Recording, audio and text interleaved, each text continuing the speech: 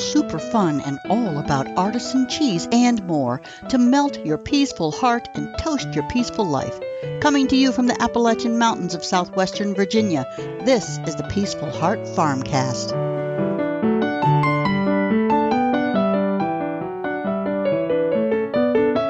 Hey, this is Scott Hall from Peaceful Heart Farm, and you are listening to the Peaceful Heart FarmCast. Hello, everybody. Melanie Hall here. Hope you're doing well. The conversation today and every day revolves around the value of tradition, traditional homestead living, traditional raw milk products, and artisan cheese. Topics discussed here are designed to create new perspectives and possibilities for how you might add the taste of tradition to your life. Planting the garden this year is a little tricky. Each year I have to determine what vegetables I want to grow. I don't plant everything. After years of just planting everything that caught my eye, I'm now choosy about what I plant. I talked about that in a previous podcast about planting what you're actually going to eat. And I also plant stuff that I'm going to sell at the farmer's market. Okie dokie. There are quite a few farm updates, and before I get to it, as always, I want to take a minute and say welcome to all the new listeners. Welcome back to the veteran homestead loving regulars who stop by the FarmCast for every episode. I appreciate you all so much. I never want to take you for granted. Thank you so much for being here. Let's get started on some homestead updates. So it is officially spring according to the calendar. We're still having quite a few cold days, but birthing is happening and planting the garden is on the horizon. All of that indicates spring. We have calves, lambs, and chicks in the incubator. So let's start with the calves. We had and or have 4 cows and or heifers that were bred this year. 3 have given birth, all within 8 days. That's how artificial insemination works. Everyone is fertilized at the same time and the births come close together. It's great. Let's see. We have 2 bull calves and 1 heifer calf so far. Then we bought Cookie and added her to the homestead also last year, and she was not bred with the other cows, so her delivery date is sometime in April. So 2 to 3 weeks, and then we will have that last calf added in. Incidentally, we expect to breed 9 cows, and well, actually 7 cows and 2 heifers. For next year, and that will begin, the AI will begin on that the first week of June. So just, let's see, 2.5 months or so from now, we will start that process all over again. So we're going to have lots more calves next year than we have ever had on our homestead. And it's just in time for cheese making to get into high gear. Because, well, I'm actually getting ahead of myself on the creamery and what's going to happen next year. So let's get back to today. The calves the calves are beautiful and they are growing like weeds. The coloring is gorgeous. We are still looking for names for the 2 bull calves, but the heifer is named Penny. She is a nice copper color, even though she's half Normandy, and she has Jersey coloring, except for a couple of white spots on her face. You can see pics of these guys on our locals.com community, or I believe Scott has shared those also over to our Facebook page, Peaceful Heart Farm. And peacefulheartfarm.locals.com, and Facebook is facebook.com/peacefulheartfarm. Now, as far as the sheep and lambs, the ewes were pasture bred. So that means we just stick the ram in there with them, and he does his job according to their cycling schedule. Well, interestingly enough, all 5 ewes delivered within 3 days. They delivered closer together than the cows did that were AI'd. Isn't that crazy? So we had a total of 8 lambs, but we lost 1. That she was part of a set of girl triplets. It's really unusual for ewes to deliver more than 1 lamb in their first season. Usually that first year, it's just 1, and then they'll go into twins or triplets if they come from that kind of breeding heritage where they would have twins and triplets or even more. But we have 1 young lady, her first lambing, and she had triplets. Now she's currently raising 2 of them, and those are doing really well. I think we can probably expect triplets from her every year since she started out with that. Now, the oldest ewe, she consistently has twins, and they're really big twins. She looks like really huge, like she's going to have 3 or 4, but she usually just has twins. And where some of them will be 6 or 7 pounds each, she has them that are like somewhere between 11, 12, 13 pounds, something like that, each with her lambs. So she has big lambs. And they were the last ones that were born, and they looked like they were a week old compared to the others, even though, well, they were all born within 3 days. But still, that they were the on the third day, and they were just so big. So the breakdown of the lambs is 4 girls and 3 boys, and we'll be keeping the girls and enlarging our sheep flock. For quite a few years, we've kept the flock small, really only having 5 or so ewes, but we're going to grow it up again. Um, Quite frankly, the market for lambs and goats it's going crazy right now, and we need the extra income to finish the creamery. So, and we really like these animals. We always have. Originally, we were going to raise just lambs, but they require a lot of pasture if you're going to have enough to actually make a living on them. But anyway, it's great that they can actually support themselves and provide just a little bit of income. In the past, uh, we kind of worked at a break-even margin. We were eating them. That we kept them because we liked them, and we were eating lots of lamb. But we might have just a few $100s, maybe a couple $1,000s of profit if we can grow up a few more of them. And even when we're just eating them, it does save money on groceries. So there is that. And as far as the goats, we've not had goats on the homestead for over a year. But next week we are visiting a nearby goat operation. They have registered Kiko goats. They have New Zealand stock, or at least New Zealand-based stock, and it's all registered. So they're one of the best outfits in the whole country, and they're probably about a half an hour from us. So it's great. I'm not sure we'll be able to get a starter herd this year. A starter herd would be like a buck and a couple of does, but we plan to go and see what she has and ask a lot of questions. I think a lot of times her animals are spoken for before they're even born, but we'll see. And they're gonna be really expensive as goats go to get this really good New Zealand stock. So we'll need to prepare and budget for that as well. Now, we keep goats for their meat, of course, but they are also very useful in keeping the pastures cleaned up from unwanted brush and pine trees.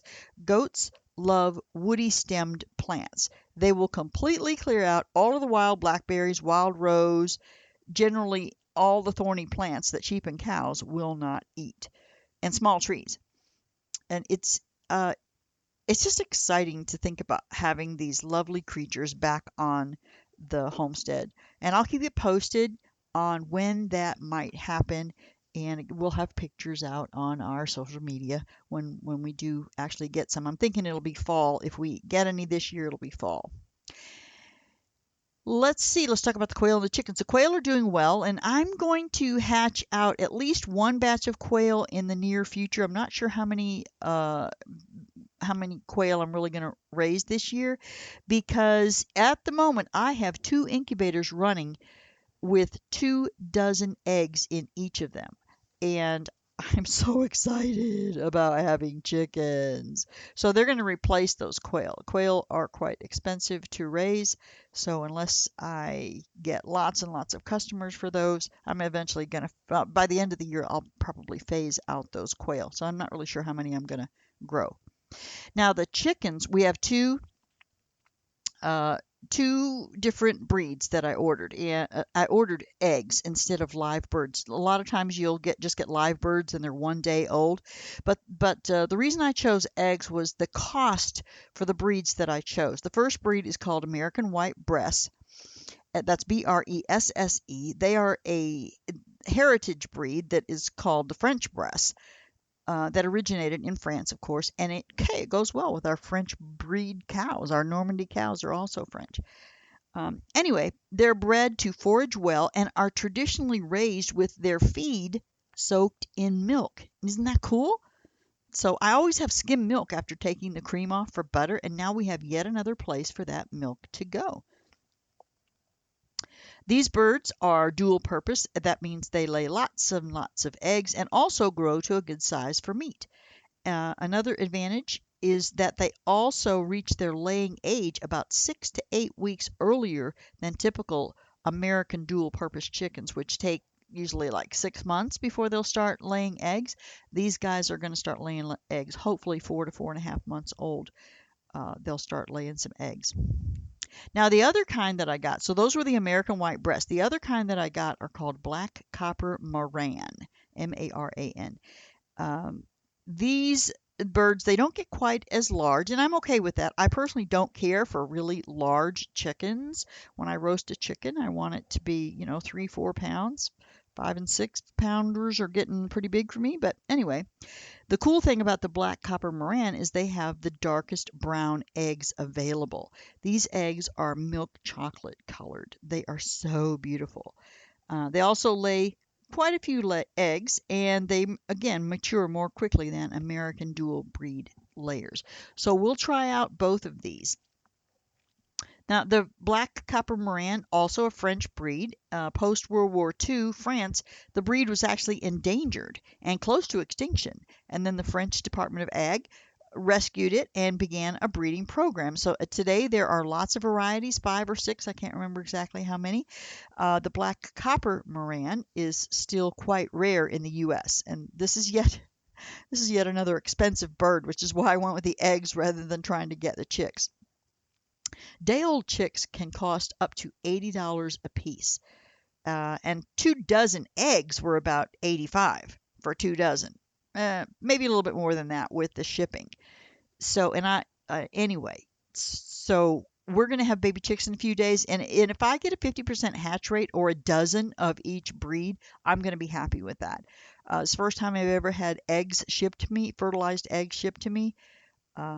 Anyway, if I can get a dozen, I got 2 dozen eggs, but if I can get a dozen of them actually hatched and raised, that will be plenty of hens to lay eggs and the rest for meat. And then next year, we get our own eggs and we raise more because we'll keep a rooster and some hens and we'll raise our own chicks.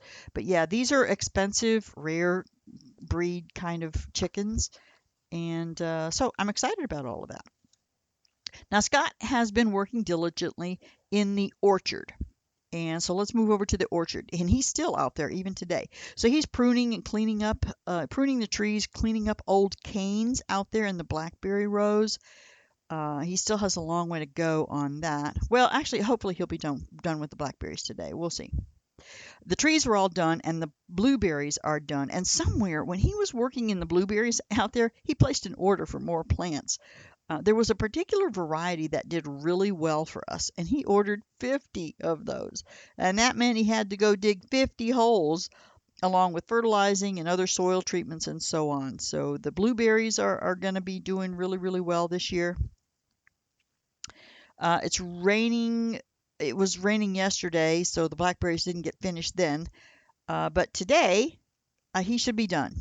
He should be done with trimming up the blackberries, and it's been years since they were pruned and cut back. It's a jungle down there. The rows he's completed look really fantastic, and I look forward to lots of berries this year. The blackberries, always grow better when the plants are trimmed and maintained. That more energy can go into the making of fruit and not so much into keeping up the old canes. So you keep all that old stuff cut out of there. Let's move on to the garden. That garden is still patiently waiting to be revived. Planting is currently on hold while we're doing all the orchard stuff, but I have onions and lettuce ready to plant out there in the garden. We still need to get some compost over to the garden, get it sifted so it can be used as a top dressing for each bed. So he'll go out there and scoop up some of the old manure that's been composted from a couple years ago from the cows where they stand around and eat their hay. And so the hay and all of their excrement gets mixed together, and within about 2 years it turns into black gold. So he'll be scraping up some of that and getting it into the garden. Last fall, Finn, the wonderful livestock guardian dog, dug holes, really big holes, in a lot of our raised beds. So there is a lot of work that needs to happen out there. In total, just to give you an idea, we have 20 raised beds, and then they're there's 10 on each side, and then there are 2 long, thin areas that connect those 10 boxes. So there are 10 boxes that are 3 feet wide and close to 7 feet long. And then they're all connected on their short ends. There's this long, continuous 70-foot long bed that's 2 feet wide that goes along the short end of all of those beds. And there's 2 sets of them. So on the other side, so there's one on the left-hand side, and then there's one on the right-hand side as I walk down the middle of that garden area. Let's see. Now, I'm not completely sure what I'm planting in the 70-foot long areas. Last year, it was 50 tomato plants all the way down one side in that 70-foot section, 2 feet wide. So, I mean, it was perfect. I could plant them all in one row all the way down. And then on the other side, I had early green peas and then nothing for the rest of the year. I may plant flowers in there this year. Well, no, actually, I do have. I'll talk about that in a bit. I have a vegetable I'm going to put in there. So all 20 beds are planned, and I'll come back to that when I talk about today's topic of what I'm planting and why. So let me just jump in here a little bit with the creamery. Let me finish that up with the homestead updates with the creamery.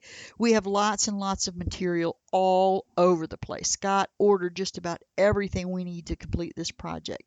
With prices skyrocketing, he ordered fast and furious to keep the cost as low as possible. It will cost us a bit in interest for charging all that stuff, but nowhere near the cost of waiting, as prices are still rising and sometimes nearly double what they were just a few months ago. And as soon as he finishes with the orchard and readying the garden, he's going to be hot and heavy on getting that creamery finished. So finishing the orchard today, the garden over the next couple of days, and then he'll get out there and start working on that creamery. We are looking for that to be completed before year end. Yay!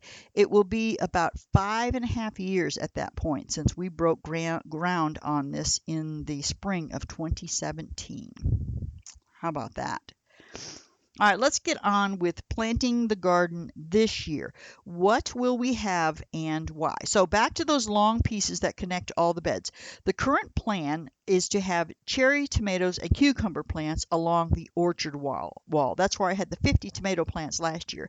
So this year I'm going to have a few cherry tomato plants. I'm going to be selling cherry tomatoes in little snack bags at the farmer's market, and then cucumber plants along that orchard wall just because I like cucumbers. I may need to start more cucumbers as I'm going to sell some of those plants at the farmer's market also beginning in May. Now that I think about it, I may need to rethink how many plant starts that I have and get on the ball with planting more to take to the farmer's market. Anyway, along the other wall is going to be Brussels sprouts. Scott loves these little cabbages, and I want to see if I can grow them successfully. We do have problems with all sorts of pests that attack the cole crops. That's C-O-L-E crops. Cole crops, at a basic level, they are all plants that belong to the mustard or brassica family. They descended from the cabbage and they grow better in cool weather. Some people think that is where cole came from, like cool, coal, or cold, but alas, no. Cole is a Latin word that means stem. So the most common plants in the cole category, called cole crops, are broccoli, Brussels sprouts, cabbage, cauliflower, collards, kohlrabi, kale, mustard, turnips, and watercress. We've tried most of these. I've never grown watercress. I believe I have grown all of the rest of them, or at least tried to grow the rest of them. And we have consistent problems with the cabbage moth and the worms. The worms are what are the problem. I'm not sure what I'm going to do this year to stave off that pest. What do you do? Anyone out there got any tips on this? How do you take care of that? I've tried different things to control these pests. We'll see how it goes. So that takes care of the 2 outlying beds that run along the outside of the garden area. Now, there's 20 individual beds. There's 10 down each side. Now, right now, my plan is 3 beds of lettuce. For the most part, that's going to be sold at the farmer's market. 3 beds of spinach because Scott loves it. I'll freeze and maybe can some of that. Or, yeah, probably freeze it. And I haven't ever successfully grown spinach. So, fingers crossed, this will be the year I make a breakthrough on growing beautiful spinach. That's my goal. I plan on a couple of beds of herbs, including basil, 2 types, some parsley and cilantro. I'm going to have a bed of Swiss chard and a bed of eggplant. Again, Scott loves these. I've been quite successful with Swiss chard, and I want to get better at growing eggplant. One year I was successful, like the first year that I grew them, but not in any of the successive years. So we will see how it goes this year. I'll keep trying until I get good at it. I don't know how I did so well that one year, and then I haven't been able to really successfully grow eggplant since then. So, but we'll keep working at it. Let's see. I'm going to have 3 beds of onions, only white onions this year. I have found they keep the best, and it just doesn't make sense to me to grow onions that go bad after only a short while, no matter how pretty red they are or how sweet the yellows may taste.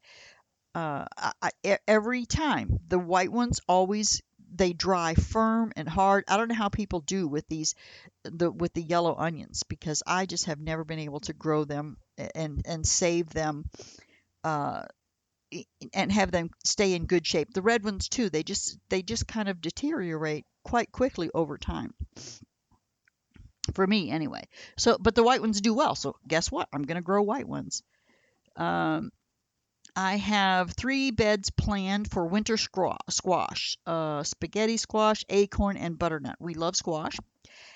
And finally, 4, yes, count them, 4 beds of lima beans. Last year it was green beans and crowder peas. The year before that it was various dried beans, the Mexican red beans, black turtle beans, white cannellini beans. And this year is the year for lima beans.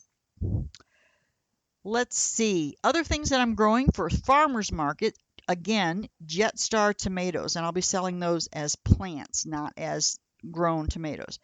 I've got some hot peppers, cucumbers, some summer squash, the yellow crooknut, the zucchini, white scallop, and then I've got some herbs. I'm also going to start some flowers, and I need to get going on that. Spring is moving along rapidly. There's always so much to do. And having said that, that's about all I have time for right now. I still have lots to do before the day ends. Scott is in here waiting for me to finish so we can go milk cows. I love milking cows. It's so peaceful. I hope you enjoyed getting up to date on the homestead and learning some about our method of madness in gardening. Planning the garden always encompasses many considerations. Perhaps my thought process is more complex or even less complex than yours, but in the end, it is one of the most enjoyable times of my life, thinking about what my plan is and then executing that plan. And then each year, planting the garden will be different. And I love it. Life on the homestead is always evolving. There's never a dull moment around here. Thanks so much for traveling along with me. Hope you tune in next time as well. We love having you. If you enjoyed this podcast, please hop over to Apple Podcast or whatever podcasting service you use. Subscribe. Give me a 5-star rating and a review. Reviews especially help with Apple or whoever promoting the podcast. If you like this content and you want to help out, the absolute best way you can do that is to share it with any friends or family who might be interested in this type of content. Share it on your social media, all of them. Let everyone know about the Peaceful Heart FarmCast. Thank you so much for stopping by the homestead. And until next time, may God fill your life with grace and peace.